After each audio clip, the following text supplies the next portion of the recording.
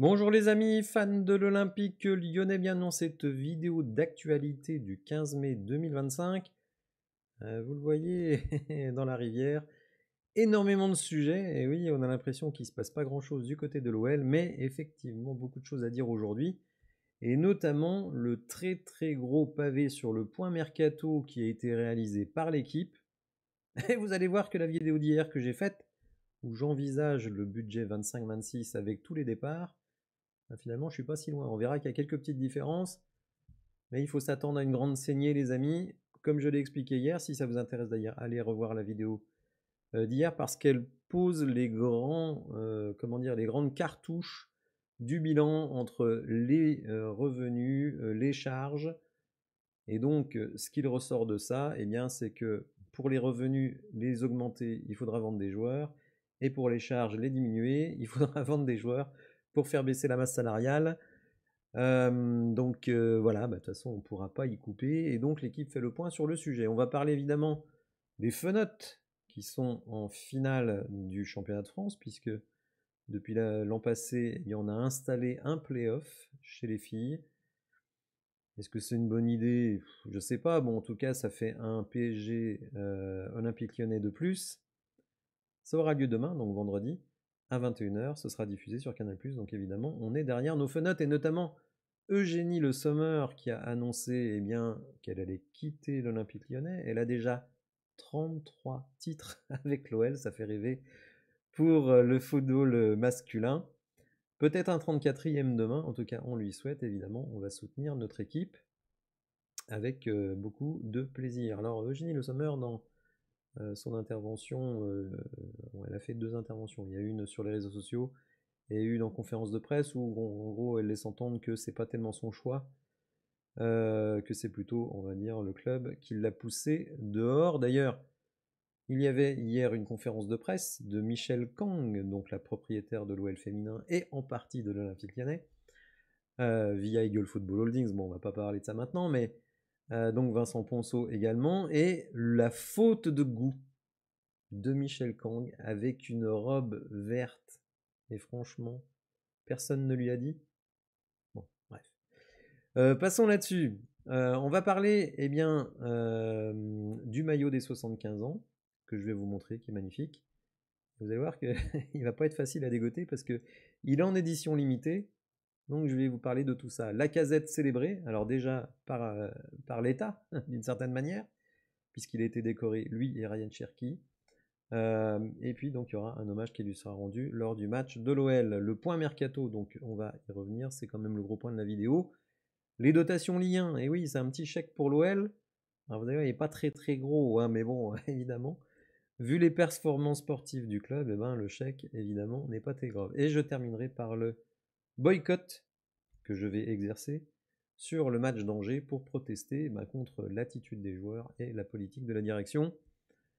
Bon, ça n'aura pas beaucoup d'effet, ça ne va émouvoir pas grand monde, mais je me dis que à mon tout petit niveau, j'aurais manifesté mon mécontentement. On va commencer donc avec les Fenotes, donc en finale demain du championnat de France. Il y a une sorte de Final Four, comme ça se fait beaucoup dans le basket et d'autres sports, où vous avez donc les 4 premières du championnat qui se rencontrent l'une l'autre, et les 2 vainqueurs des demi-finales se retrouvent en finale. Donc, comme l'an passé, OL PSG, l'année passée c'était l'OL qui s'était imposé. Cette saison, bon, elles sont favorites, hein, clairement, même s'il y a des bisbilles. Bon, on voit le départ d'Eugénie Le Sommer, mais aussi l'entraîneur qui va partir. Donc, est-ce que tout le monde va partir sur une sorte de bouquet final? On ne sait pas. Mais il faut savoir aussi que chez les féminines du PSG, c'est le why partout. L'entraîneur s'est fait virer, la vedette de l'équipe, Katoto, veut se barrer aussi, et d'ailleurs peut-être à l'Olympique Lyonnais. Bref, c'est le why. Donc, écoutez, on va regarder ça avec intérêt. Je trouve que le foot féminin progresse beaucoup, vraiment. Donc, demain soir, vendredi, 21h sur Canal+. On va passer au maillot des 75 ans. Et vous allez voir que ça va pas être facile de se le procurer. Alors vous l'avez peut-être vu dans l'onglet Post, où j'ai donc publié des images de ce maillot. Et vous voyez, c'est sur le site de l'OL, on nous dit en vente en série limitée à partir du samedi 17, donc dans 2 jours, dès 9 h sur adidas.fr, dans les OL Store, Groupama Stadium et Lyon Centre, ainsi que sur la boutique en ligne Olympique Lyonnais, donc samedi à partir de 9 h. Alors je pense qu'il va coûter un bras, mais bon, c'est les 75 ans du club, alors je ne sais pas si je vais l'acheter, très sincèrement, je suis tellement énervé contre l'OL en ce moment que... Bon, après, c'est un arbitrage que les uns et les autres feront. Il est très sobre, il est très beau, sigle original, bon écoutez, franchement, il est vraiment très très beau. D'ailleurs, on voit les joueurs là qui le portent. Bon, écoutez, ce sera l'arbitrage de chacun. Alors Lacazette qui vient de recevoir une décoration, l'Ordre national du mérite. Lui et Ryan Cherki, notamment pour leur participation à la finale des Jeux Olympiques. Donc on est content pour eux. Faut savoir qu'il y a une petite anecdote assez marrante, puisque le fils de Lacazette, petit gamin, je sais pas quel âge il a, 6 ou 7 ans, a refusé de serrer la main du maire. Et Alexandre Lacazette a eu un petit mot assez rigolo en disant que le maire avait un costume vert. C'est peut-être pour ça que son gamin n'a pas voulu lui serrer la main. Donc ça, c'est assez rigolo. Et Lacazette qui, eh bien, aura un hommage au Groupama Stadium. Donc lors de la réception d'Angers, dernier match de la saison et sans doute dernier match de Lacazette sous les couleurs de l'OL. Bon, son bilan, il est mitigé. Pas de titre, 27 buts lors de sa première saison de retour, 19 buts l'année dernière. Et déjà l'année dernière, bon d'accord, il avait été efficace, il avait marqué des buts importants, mais on sentait déjà que dans le jeu, il était en recul. Et puis 13 cette année, alors avant le match de samedi, un nouveau but et il porterait son record à 200 buts. Donc évidemment, je pense qu'il sera très motivé pour marquer. Sachant qu'il ne pourra évidemment pas rattraper Floridinalo, le petit prince de Gerland, qui lui a marqué 222 buts. Donc là, il est quand même assez loin, Lacazette. S'il avait fait une saison supplémentaire, ça aurait peut-être été possible. Bon, là, ça ne le sera pas.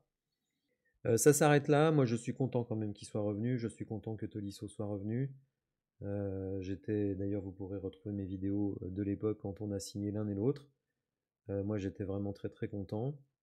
Parce que je tiens à une certaine identité lyonnaise dans notre équipe. Et il faut bien reconnaître que avec son départ et peut-être celui de Tolisso, il ne restera plus grand-chose. Un ou deux jeunes de l'académie, et encore, certains qui ne sont pas vraiment de la formation lyonnaise comme Gomez Rodriguez, bref. L'Olympique lyonnais qui perd un petit peu son ADN. Que va-t-il advenir du centre de formation? Je ne sais pas. Bon, c'est des évolutions voilà, qui plaisent à certains, qui déplaisent à beaucoup, je pense. Parce que depuis l'arrivée de John Textor, on a surtout une équipe de mercenaires, pas dans le mauvais sens. Moi, je ne vais pas les blâmer. Par exemple, un Jake O'Brien, je ne vais pas le blâmer. Il a donné tout ce qu'il avait pendant qu'il était là.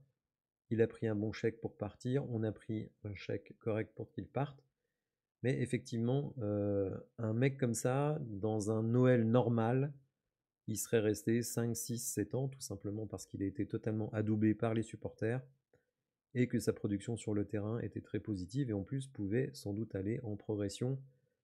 Bon, écoutez, c'est le nouvel OL, en tout cas celui de John Textor, on pensera ce qu'on veut, mais c'est vrai que pour moi c'est une évolution qui ne me plaît pas du tout.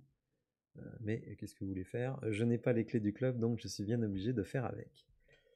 On va enchaîner avec le gros point mercato qui a été proposé par le journal L'Équipe, qui fait le point sur les différents dossiers. Et vous allez voir, les amis, que on va être proche de ce que j'ai donné hier. Donc le titre de l'article, en attendant de savoir s'il pourra recruter, donc si la DNCG nous autorise à recruter, l'OL se prépare à un véritable exode au mercato. Et donc, c'est un article qui est rédigé par Hugo Guimet et Régis Dupont, donc les 2 suiveurs attitrés. On n'entend plus trop Siani Dalmat, je ne sais pas si elle est encore affectée à l'Olympique Lyonnais. Mais bon, actuellement, ce sont ces deux-là qui sont affectés à l'OL. Alors, vous voyez, la photo qui n'est pas très engageante, puisque, on va dire, nos 3 pépites, Cherki, Fofana et Almada, eh bien, sont sur la photo. Et regardez-les bien, parce qu'ils n'y seront peut-être plus très longtemps. Tout simplement parce que, voilà, on a besoin d'argent. Et jusqu'à présent, le seul moyen de récupérer de l'argent quand vous êtes l'Olympique Lyonnais, c'est de vendre des joueurs. Donc on va prendre les dossiers un par un. Vous allez voir que bon, il y a des dossiers qui vont recouper ce que moi je vous ai dit hier. Il y en a d'autres où on a des désaccords. Alors déjà, on nous confirme que Tagliafico, il y a peu de chances qu'il reste dès lors que l'Olympique Lyonnais ne fait pas la Ligue des Champions. Donc sans Ligue des Champions, Tagliafico, lui, n'a pas tellement envie de rester. Et nous, financièrement, on ne peut pas le garder. Donc écoutez, je ne vois pas dans quel monde Tagliafico resterait à l'Olympique Lyonnais. Tolisso, et oui, je l'ai dit hier, c'est un cas un petit peu particulier, Tolisso, parce que le niveau de jeu, évidemment, il est énorme. Un des meilleurs milieux de terrain du championnat. 10 buts, 9 passes décisives quand même cette saison, hein, c'est vraiment très bien. En plus, il va atteindre quasiment les objectifs qui s'étaient fixés, notamment en termes de buts. Il a encore 2 années de contrat, mais, et là je cite l'article, il n'est pas revenu à Lyon en 2022 pour évoluer dans une équipe aux ambitions limitées. Son retour à un excellent niveau suscitera des convoitises et Lyon, contraint de réduire la voilure salariale, pourrait trouver un intérêt à son départ. Donc, on ne nous dit pas qu'il va partir, mais on nous dit 2 choses. C'est d'ailleurs quelque chose que j'ai dit dans les commentaires, notamment à Suprême Dindon, que je salue. Je lui dis, mais tu penses vraiment que Tolisso, il a envie de rester dans une équipe qui va ressembler à celle du début de la saison 2023-2024, où vous aviez du Skelly Alvero, du Mama Baldé, etc. etc. Tu penses vraiment que là, avec le niveau qu'il a retrouvé, il a envie de rester avec cette équipe-là? Moi, je n'y crois pas trop. Et surtout, s'il a des propositions, eh ben, l'OL ne peut faire qu'une chose, eh bien, c'est accepter son départ, notamment du fait de son salaire qui est absolument colossal. Ryan Cherki, on ne s'étendra pas sur son sujet. Des rumeurs l'envoient au Real, mais je ne pense pas. Les pistes les plus crédibles sont en Angleterre, puisque finalement le Borussia Dortmund, c'est même plus à la hauteur du Ryan Cherki de 2025. Vous voyez, dans le foot, ça peut changer très vite. Le joueur, l'été dernier, personne ne le veut à 15 millions. Et là, vous avez des Liverpool, des Arsenal, des Manchester United, etc., qui sont intéressés par le joueur. Donc, ça peut tourner très vite dans le foot. Malik Fofana. Eh oui, on nous dit que ce sera sans doute le joueur le plus convoité. Parce que son potentiel, il est exceptionnel. Initialement, l'OL était plutôt pour transférer Nuama et garder Fofana. Mais le problème, c'est que Nuama, c'est le genou dans la boîte à gants. Donc, voilà, c'est Fofana. Donc, la blessure de Nuama nous pénalise en termes de rotation, en termes donc, de profondeur de jeu, mais aussi sur le mercato, puisque lui qui devait partir pour 20, 25, 30 millions, évidemment, blessé au croisé, c'est pas possible. Peut-être l'hiver prochain, et encore, est-ce qu'il aura récupéré? On ne sait jamais trop. Donc finalement, c'est Fofana qui est sur la liste. Donc ça, c'est quand même embêtant. Le cas Thiago Almada est très complexe. John Textor aimerait bien le faire revenir à Botafogo pour jouer à la Coupe du Monde des clubs, et lui ne veut pas. Thiago Almada, il dit je suis en Europe, j'y suis, j'y reste. On nous confirme dans l'équipe qu'il y a un intérêt de l'Atlético Madrid. Donc, là aussi, si l'OL a besoin d'argent pour passer la DNCG, eh bien, il faudra vendre Thiago Almada.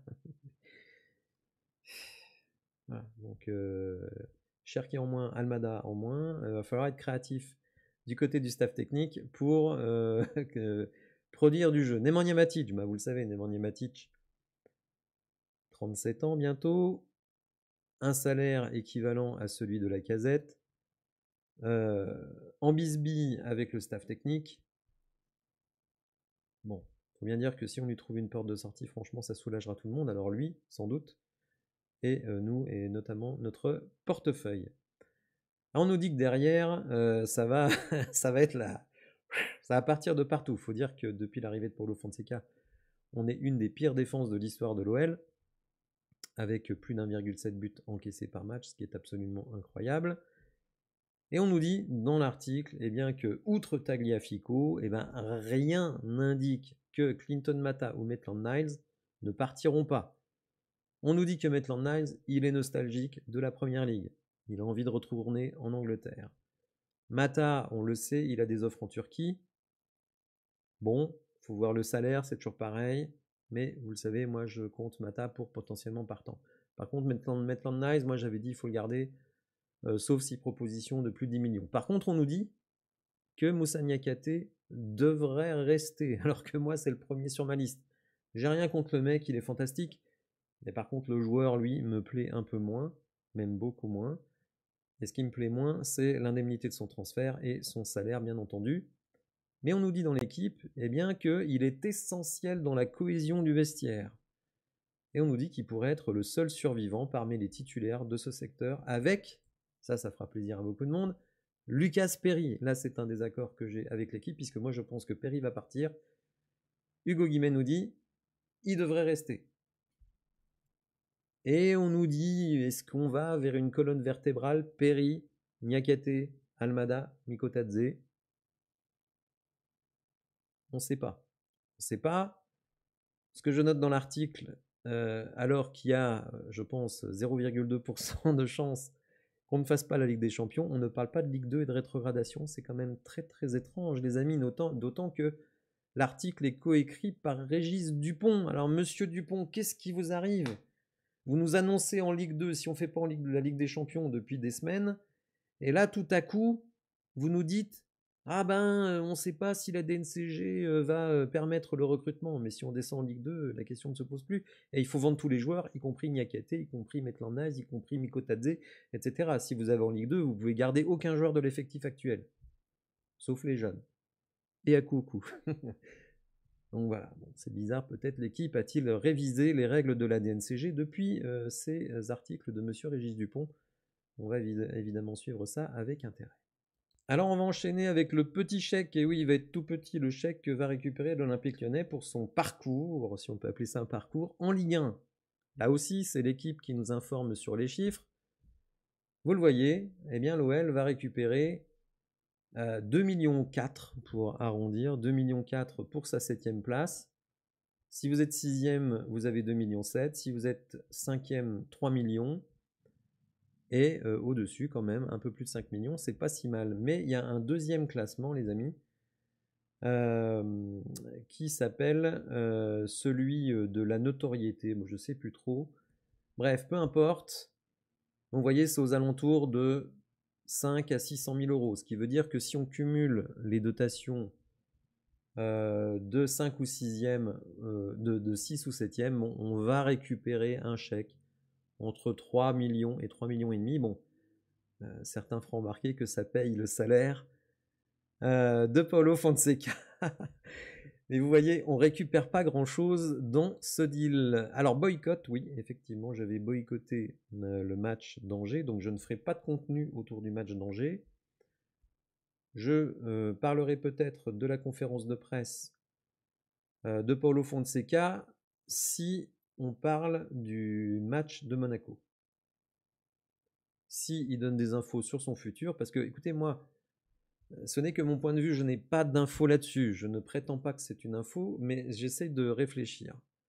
Si on part avec l'équipe qui se dessine la saison prochaine, alors, petite précision, ma vidéo d'hier ne parle que de l'équipe en place, parce que quelqu'un m'a dit, mais on va quand même pas commencer le championnat avec cette équipe-là, puisque moi je vire quasiment tout le monde.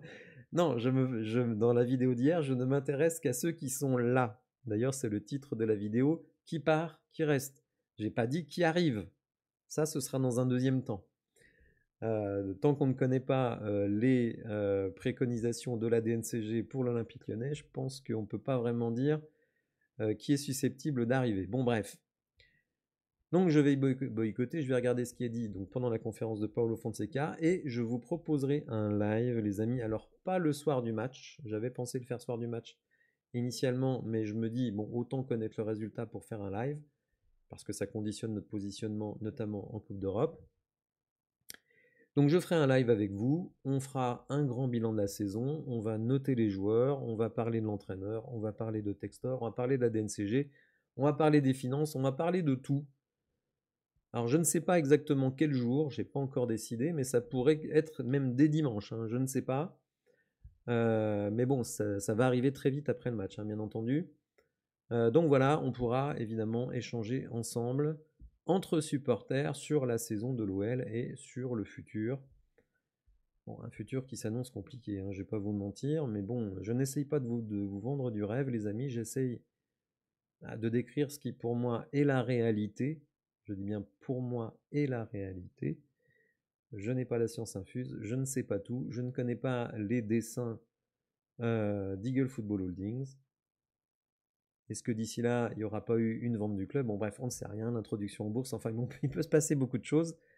Donc on n'a pas toutes les données. Bon, avec les données qu'on a aujourd'hui, voilà, très clairement, moi j'imagine que l'année prochaine, on va avoir une équipe très modeste qui va viser aller entre 6 et 10, peut-être même 6 et 12. Si on a un peu de chance et que tout le monde travaille bien, on pourra peut-être faire 6, 7. Si on travaille mal, ben, on va galérer et ben, jouer le maintien toute la saison. Voilà les amis, j'espère que cette vidéo vous aura intéressé, vous aura plu. Si c'est le cas, n'hésitez pas à la liker, à vous abonner à la chaîne, activer les notifications et je vous dis à très bientôt pour de nouvelles infos. Merci, au revoir.